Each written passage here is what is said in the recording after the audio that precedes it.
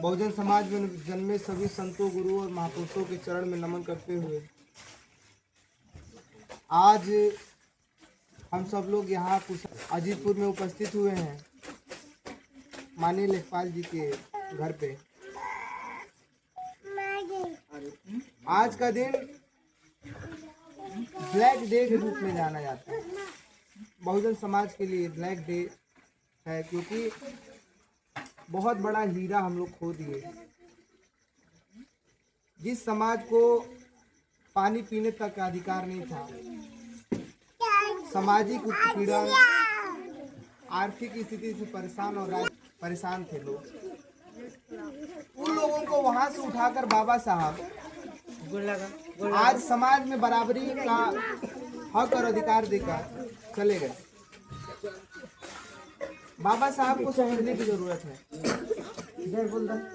बाबा साहब का जीवन बहुत ही संघर्षशील रहा। पूरे जीवन भर उन्होंने सामाजिक प्रताड़ना झेला।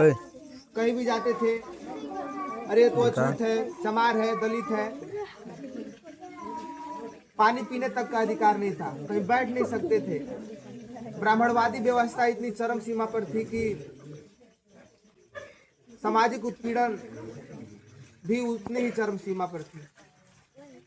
बाबा साहब ने यह ठाना कि सबका एक ही रास्ता है कि अगर जीवन में हम लोग उच्च शिक्षा ग्रहण कर लेते हैं, सोचने समझने की क्षमता बढ़ जाती है, तो कहीं ना कहीं अपने समाज का और देश का हम लोग देश को परिवर्तित कर सकते हैं।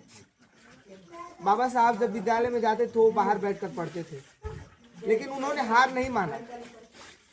पढ़ाई के प्रति इतनी जागरूकता थी उनके अंदर, इतनी लगन थी, वो जानते थे कि जब तक पढ़ेंगे नहीं हम समाज को परिवर्तित नहीं कर पाएंगे। परिवार अपने बच्चों को खोने के बाद भी इतने डट कर खड़े रहे और भारत को एक महान लोकतांत्रिक संविधान देकर चले,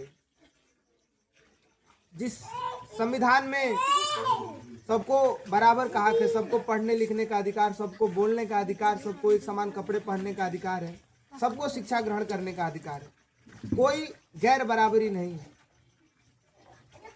बाबा साहब को मानने पूजने से कुछ नहीं होगा, बाबा साहब के विचारों को अपने अंदर ग्रहण करना होगा।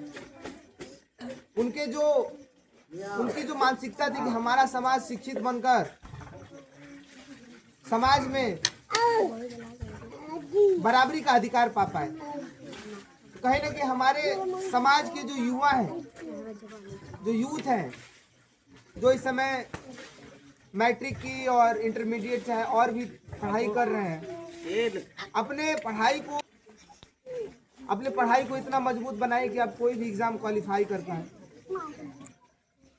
आप अगर बड़े अधिकारी बन जाते हैं तो अपने परिवार के साथ साथ समाज का भी नाम रोशन करते हैं।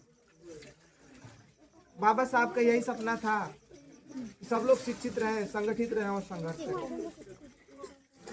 बस इन्हीं बातों के साथ यहाँ पर उपस्थित आप सभी लोगों को बहुत बहुत धन्यवाद और आभार व्यक्त करते हुए अपनी बातों को समाप्त करते हैं। जय हिंद। ताली बजाओ जोर।